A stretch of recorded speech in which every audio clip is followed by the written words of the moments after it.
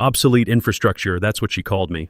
I was reviewing the quarterly safety compliance reports when the conference room screen flickered on, and there she was, Jessica Walsh, 28 years old, fresh MBA from Northwestern, probably the type who thought QR codes were revolutionary technology.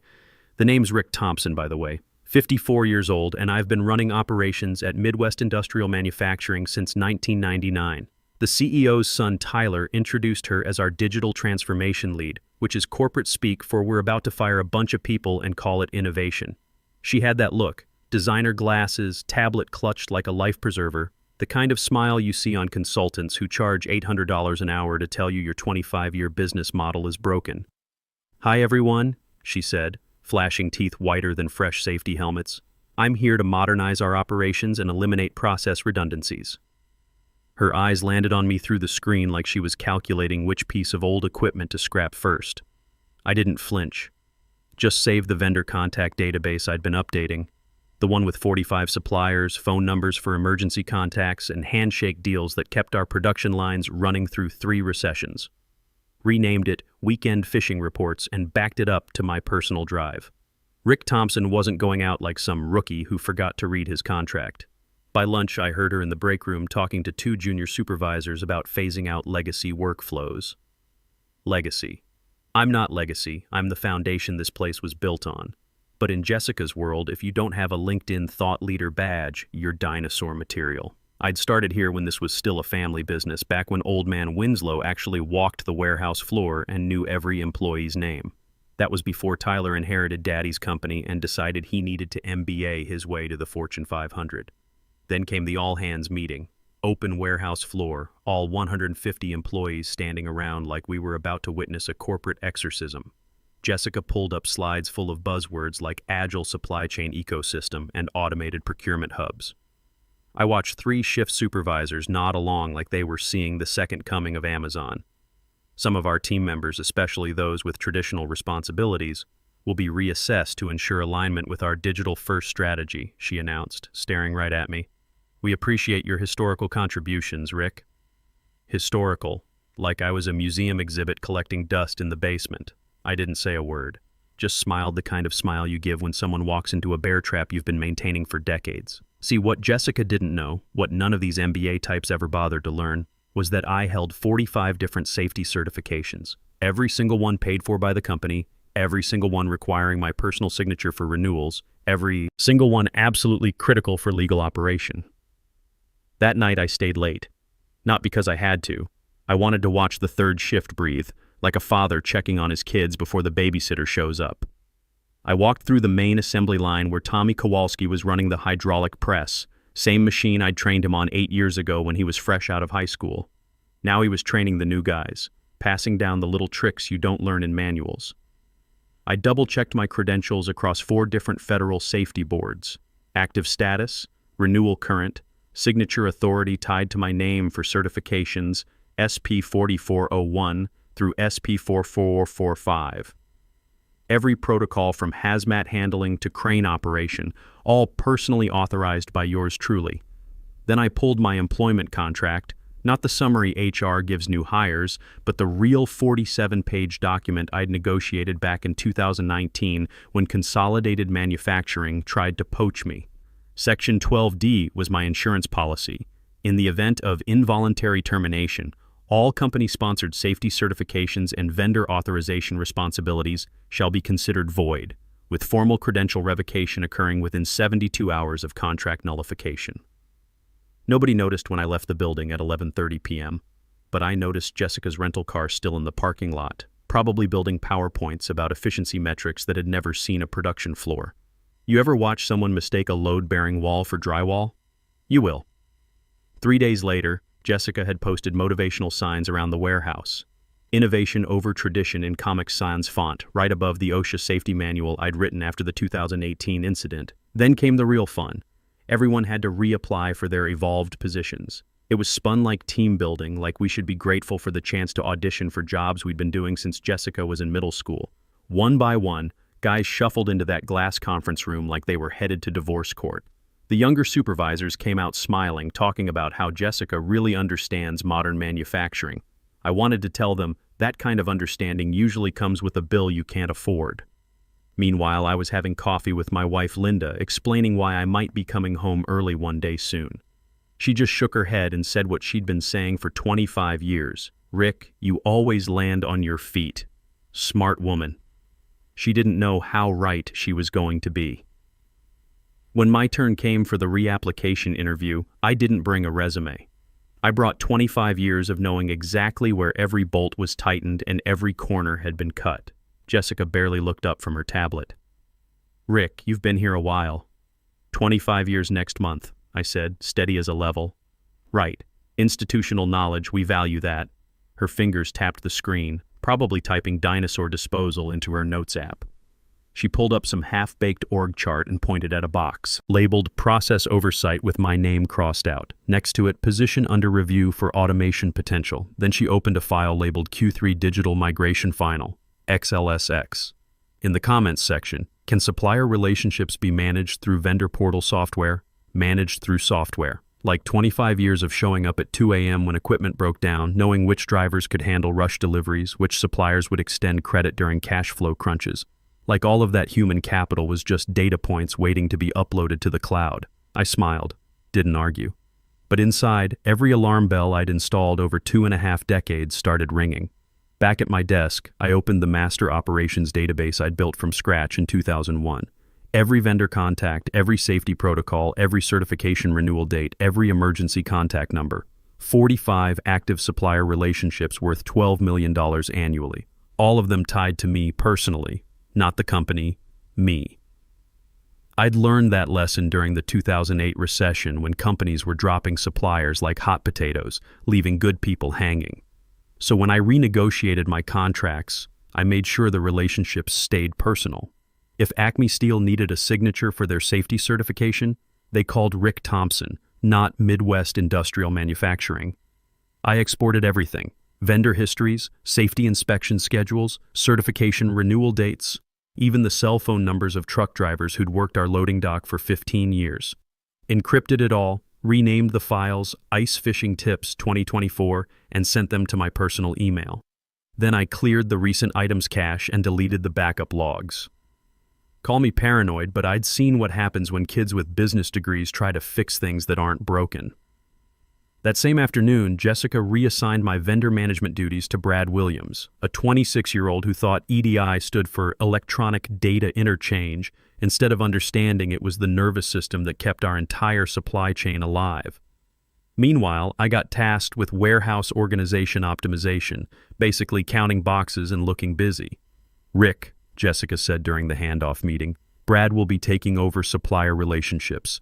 Do you still need access to the procurement portal?" I looked at Brad, who was frantically taking notes on his phone, then back at Jessica. "Probably not. Brad seems to have it handled." What she didn't know was that I'd already logged into the Shadow Admin panel, the one I'd built during the ice storm of February 2019 when the main system crashed and we had 3 days to fulfill a $500,000 order or lose our biggest client. Tyler's father had given me carte blanche to do whatever it took. So I did. If I was getting kicked off the ship, I wasn't leaving the navigation charts behind. Later that week, I walked past Tyler's corner office. The boss's son had inherited more than Daddy's company. He'd gotten the corner suite with a view of the employee parking lot, probably so he could count cars and feel important. He was laughing on a video call about trimming operational fat. Through the glass, I could see his laptop screen. Something called Legacy Employee Transition Plan, with a countdown timer showing 8 days remaining. My name was in a red box labeled Phase 1 Elimination. The fuse was getting shorter, and the whole building smelled like smoke. The first time I heard them laughing about me, I let it slide. It was during the second week of Jessica's transition period. 3 junior managers huddled around a printout of my handwritten emergency contact sheets, treating them like cave paintings. "Look at this. Actual phone numbers written in ballpoint pen," snorted Kevin Martinez from purchasing. "Doesn't he know everything's automated now?" "My grandfather keeps better records than this," added Sarah from logistics. "Does Thompson know computers exist?" They were clustered by the coffee machine like teenagers making fun of their substitute teacher, sipping energy drinks and dropping phrases like supply chain optimization and vendor portal integration, as if those words had ever loaded a truck during a blizzard or gotten Christmas orders delivered on December 23rd. I walked past with my coffee mug, the one Linda bought me for our 15th anniversary that said "World's Most Patient Husband," and just smiled. But inside, my backbone felt like someone had been taking a crowbar to it. What they didn't understand, what none of them understood, was that those handwritten notes represented relationships. Real relationships. Like the time in 2015 when our main steel supplier's warehouse flooded, and I knew to call Martinez Metals in Gary because I'd helped their owner's kid get a job 3 years earlier. Or when the truckers' strike of 2018 shut down half our deliveries, but Jimmy Kozlov still ran loads for us because I'd been buying him coffee and asking about his grandkids for a decade. You can't automate trust. You can't upload respect to the cloud. By Thursday of that week, I'd been locked out of 5 different systems, including 2 I'd designed myself when the previous IT contractor had skipped town with 6 months of prepaid service fees. No warning, no email, just red error screens and contact system administrator messages. I was the system administrator, or had been. I called IT and got transferred to Jessica's assistant, a nervous kid named Ashley who sounded like she'd rather be anywhere else on Earth. "Sorry, Rick, all system access requests go through departmental management now. That's Jessica, like she was running the Pentagon instead of a mid-sized manufacturing company in Indiana." I didn't argue, just hung up and stared at my monitor, blank but humming, like a television tuned to a dead channel. Around me, the warehouse floor buzzed with its usual controlled chaos. Forklifts moving pallets, workers checking inventory, supervisors calling out over the radio system I'd helped install in 2004. All of it running on protocols I'd written, safety systems I'd implemented, vendor relationships I'd spent 25 years building. And now I was supposed to sit in my office and count staplers while a 28-year-old with a freshly minted MBA tore it all down in the name of digital transformation. That evening, I stopped by O'Sullivan's Irish pub on my way home. Mike O'Sullivan had been pouring drinks there since before I started at Midwest Industrial, and he poured a perfect Jameson neat without me having to ask. "You look like a man with something on his mind," Mike said, polishing glasses with a bar towel that had seen better decades. "Just work stuff," I said, taking a sip. "Company's going through some changes." "Changes?" Mike shook his head. "That's what they called it when they put in the self-checkout machines at the grocery store. Laid off 8 cashiers who'd been there 20 years combined. Progress, they said." I nodded and finished my whiskey. Progress. "You know what I told my son when he wanted to quit his apprenticeship to become a social media influencer?" Mike leaned on the bar. "I told him there's no substitute for knowing how to actually do something. Kids today think everything can be learned from a YouTube video. Smart man, Mike O'Sullivan. He didn't know how right he was about to be proven."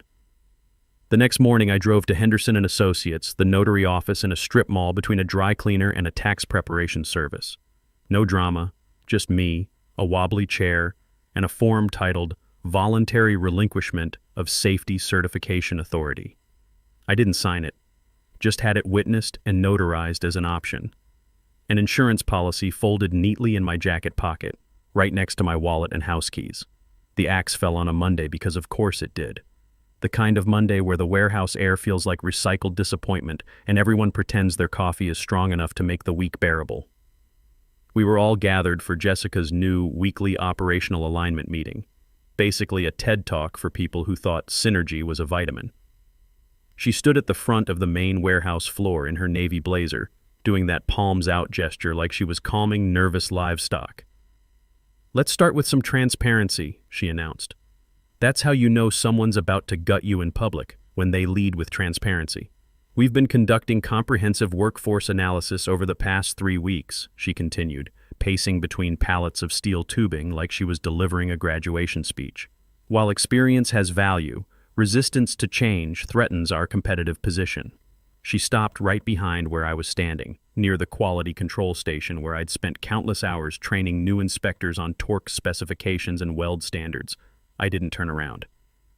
"Unfortunately," she said, her voice carrying across the concrete floor, "certain legacy positions are no longer compatible with our digital transformation goals." People started shifting, looking at the floor, checking their phones.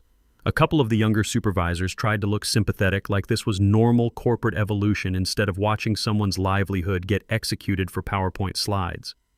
Then came the bullet. Effective immediately, Rick Thompson's position has been eliminated to streamline our operational structure. No warning, no private meeting, no conversation. Just a sentence hanging in the air like diesel exhaust. I stood up, not because I was shaken, but because my legs felt too steady for how much I wanted to kick something through the nearest wall. Around me, 25 years of relationships, mentoring, and crisis management had just been reduced to a line item on Jessica's efficiency report. HR materialized like undertakers. Two of them, both young, both avoiding eye contact like I had something contagious. Janet from HR, who used to ask my advice about her son's college applications, handed me a manila folder with termination paperwork, COBRA benefits information, and a line that needed my signature. I pulled my own pen from my shirt pocket, the same cross pen Linda had given me for my 10th anniversary at the company, and signed it in one smooth stroke. "I'll need printed copies," I said. Jessica blinked. "We've gone paperless. Everything's digital now." I said printed. 10 minutes later, I walked out of that warehouse with physical copies of every document, a cardboard box with my coffee mug and desk photos, and the calm of a man who knew exactly what he'd just activated. Because when I signed that termination agreement, Section 12D triggered like a silent alarm across 4 different federal certification databases. Every safety protocol, every hazmat authorization, every crane operation license paid for by Midwest Industrial Manufacturing, all of them tied to my personal credentials, immediately queued for revocation. The paperwork was already in motion. 72 hours from signature, Rick Thompson would officially cease to exist as far as the Department of Labor, OSHA, and the National Safety Council were concerned. At 6:47 p.m. that evening, my phone buzzed with the first confirmation email. "Your authority over safety protocols SP4401 through SP4445 has been scheduled for formal revocation. Dependent entities will be notified of non-compliant status within 72 hours unless reauthorized by a certified replacement." I was sitting in my garage workshop, sipping Jameson from my favorite glass and organizing socket wrenches by size. Outside, Linda was watering her tomato plants, humming something that sounded like contentment. She'd already started making calls to her sister in Phoenix about maybe visiting this winter, now that my schedule might be more flexible. I didn't forward the email to anyone, didn't screenshot it, didn't even reply, just deleted it and watched Monday Night Football while the digital countdown clock started ticking toward Jessica's nightmare. Tuesday morning arrived with all the subtlety of a freight train hitting a brick wall. At 7:45 a.m., Brad Williams tried to authorize the weekly shipment of industrial solvents from Chemical Solutions, Inc., the kind of materials that require Class 3 hazmat certification and a signature from someone who actually knows the difference between corrosive and flammable. The vendor's automated response came back like a slap. "Cannot process order. Receiving facility certification invalid. Safety protocol SP4423 expired. Authorized signatory status revoked." Guess who that signatory was? By 8:15, Brad was standing over his computer like it had just insulted his mother, frantically refreshing screens that kept showing the same red error messages. He called Jessica, who was probably still in her hotel room planning another efficiency presentation. "We'll just update the authorization," she said over speakerphone, like changing federal safety certifications was the same as updating a Facebook status. "Ma'am," Brad replied, his voice cracking like a teenager asking for prom directions. "Authorization updates require federal recertification. Rick was our only certified safety officer with signature authority across all hazmat protocols. The process takes 8 to 12 weeks minimum, and it requires the previous officer to sign off on the transition." Jessica's silence stretched like a broken fan belt. "Can we just get someone else certified?" she finally asked. "Rick designed our certification training program," Brad explained, scrolling through databases that were lighting up like Christmas trees in hell. He was the instructor. "Federal regulations require the outgoing certified officer to validate any replacement, and according to the system." Brad's voice got smaller. "Rick's credentials show as voluntarily relinquished due to employment termination." The beautiful irony wasn't lost on me. I was at home, reading about the whole meltdown through a group text chain that Danny Kowalski from the forklift crew had quietly kept me on. Someone even sent screenshots of Jessica's increasingly frantic Slack messages. Anyone know how to override expired safety flags in the vendor portal? Need immediate workaround for certification issue. Urgent. Can legal force reinstatement of terminated employee credentials? Override. Workaround. Force. Like 25 years of federal compliance was a software glitch that could be patched with the right password. By 10 a.m., the dominoes were falling faster than Jessica could count them. The automated safety compliance dashboard, the same one she'd praised as beautifully streamlined just 2 weeks earlier, was now broadcasting our facility's non-compliant status to every vendor, client, and insurance company in our network. Production supervisors started getting calls from confused truck drivers who'd been turned away at our loading dock.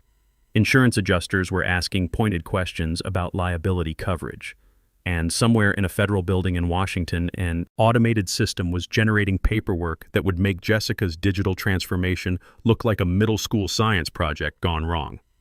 Meanwhile, I was in my garage, teaching my neighbor's 16-year-old grandson how to properly gap spark plugs on his first car, a 1998 Honda Civic that ran better than most of the smart systems Jessica was trying to implement.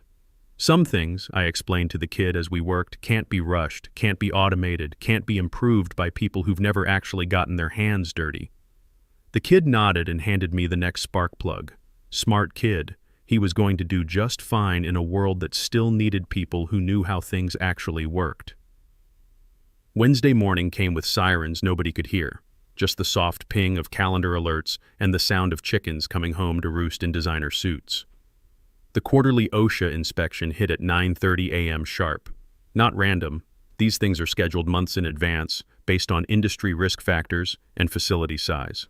What made it perfect timing was that I'd been the one managing our inspection calendar for 15 years, and I'd always scheduled them for the third Wednesday of the quarter to spread the workload.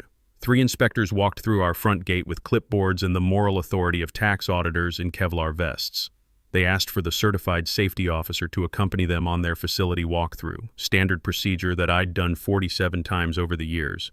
The problem was, we didn't have one anymore. Jessica tried explaining that they were in transition with safety management protocols. The lead inspector, a woman named Patricia Hendricks, who'd been doing this job since before Tyler was born, just smiled and pulled out a thick manual. Federal Regulation 29, CFR 1910.95, requires a certified safety officer to be present during all inspections of facilities handling Class 2 and Class 3 materials, she said, turning to a page marked with yellow post-it notes. No certified officer present means we cannot proceed. Facility operations must cease until compliance is restored. Tyler Winslow materialized from his corner office like an expensive suit filled with panic. Surely there's some accommodation we can make. This is just a temporary administrative issue. Patricia looked at him the way mechanics look at customers who insist they know what's wrong with their engine. Son, federal safety regulations aren't suggestions. Your facility is officially shut down until you can provide proper certification. By noon, yellow tape was going up around our 3 main production lines. 150 workers were sent home with pay, for now. $50,000 in daily operating costs with 0 revenue coming in. Insurance companies started making phone calls that nobody wanted to answer. I heard about all this from Danny Kowalski, who stopped by my house around lunchtime with a 6-pack of beer and a story that got better with every telling. You should have seen Tyler's face, Danny said, settling into my garage workbench area. Kid looked like someone had told him Santa Claus was a communist. Jessica kept trying to call people, but who you gonna call? The Federal Safety Certification Ferry? We spent the afternoon in comfortable silence, Danny helping me organize tools while I explained why certain wrenches belonged in specific places. Order matters when you're trying to fix something under pressure. Jessica was about to learn that lesson the hard way. Thursday brought the insurance company review. Seems when your safety certifications lapse, your liability coverage gets reviewed faster than a NASCAR pit stop. The kind of review that involves lawyers reading fine print and discovering words like null and void buried in subsection 47B. Tyler spent that morning on conference calls with legal teams explaining how they'd accidentally invalidated their entire operational insurance policy by terminating their certified safety officer without proper transition protocols. The insurance company's response was professional, polite, and devastating. Coverage suspended pending compliance restoration. That same afternoon, our three biggest clients received automated notifications that Midwest Industrial Manufacturing was operating under non-compliant status. In the world of government contracting and corporate liability, non-compliant is like having leprosy at a dinner party. My phone rang around 4 p.m. Unknown number, but I answered anyway. "Rick." The voice was shaky, desperate. "This is Tyler Winslow. We need to talk." I was in my garage, applying Danish oil to an oak bookshelf I'd been building for Linda's birthday. About what? Coming back. We made a mistake. A big mistake. Name your terms. I set down my brush and looked out at the late afternoon sun filtering through maple trees. What mistake was that? Letting you go. The safety certifications, the vendor relationships, the inspection protocols. We didn't understand how everything was connected. Jessica said it could all be automated. Long pause. Jessica's contract has been terminated. I almost felt bad. Almost. Sorry to hear that. Rick, we're hemorrhaging money. The insurance company won't cover us without certified oversight. Our biggest clients are threatening to cancel contracts. OSHA won't let us operate. We need someone who understands the systems, who can get us compliant again. Sounds expensive. We're prepared to offer you whatever it takes. VP of Operations position. $120,000 salary. That's 40% more than you were making. Signing bonus, company truck, whatever you need. I picked up my brush and applied another coat of oil to the bookshelf. Smooth, even strokes, just like my grandfather had taught me 40 years ago. I appreciate the offer, Tyler, really do. But I start my new job Monday. New job? Consolidated Manufacturing offered me VP of Operations last Friday. Seems word gets around fast when someone with my background becomes available. The silence stretched like a broken cable. Rick, please, we can match any offer, we can beat it. Just tell us what you want. Tyler, I said, gentle but final, you can't match 25 years of respect. I hung up and finished the bookshelf. Outside, Linda was deadheading her roses, humming something that sounded like victory. Friday brought the final dominoes. Consolidated Manufacturing announced their new VP of Operations in a press release that hit every industry blog before lunch. Veteran Operations Manager Rick Thompson brings quarter-century of manufacturing excellence and established vendor relationships to our expanding enterprise. Within 2 hours, 4 of Midwest Industrial's major clients called Consolidated sales team. Seems they preferred working with companies that had VPs who answered their phones and knew their procurement managers' kids' names. Martinez Metals called me directly. Rick, heard you landed at Consolidated. We've got some contracts coming up for renewal. Jimmy Kozlov from Transport sent a text. New place treating you right? Got 3 drivers asking when they can start running loads for you again. By closing time Friday, Tyler's company had lost $2.8 million in contracts to competitors, faced $750,000 in insurance claims they couldn't file, and owed 150 workers for a week of shutdown pay with no revenue to cover it. As for me, I was in my new corner office Monday morning, sipping coffee from a mug that didn't have any motivational slogans on it, reviewing vendor contracts with handwritten notes in the margins. Real relationships built one handshake at a time over 25 years. On my desk, held down by a paperweight Linda had given me for our 20th anniversary, was a yellow sticky note. No signature, no corporate speak, just 7 words in my own handwriting. Experience never goes out of style. Outside my window, I could see trucks loading and unloading, workers who knew their jobs, systems that hummed instead of crashed. It looked a lot like respect, and it felt like home. The best part? My phone hadn't stopped ringing all week. Seems there were a lot of companies out there who'd rather have someone who knew how to actually run operations instead of someone who knew how to run PowerPoint presentations. Jessica's digital transformation had worked perfectly. She'd transformed a profitable manufacturing company into a cautionary tale, and she'd transformed an obsolete 54-year-old into the most sought-after operations executive in the industrial Midwest. Sometimes the old ways work best. Sometimes experience trumps education. And sometimes, when someone calls you obsolete infrastructure, the best response is to show them what happens when the infrastructure walks away. I raised my coffee mug toward the window, toward the warehouse across town that was still sitting silent and empty, and smiled. The last laugh, as it turned out, was mine.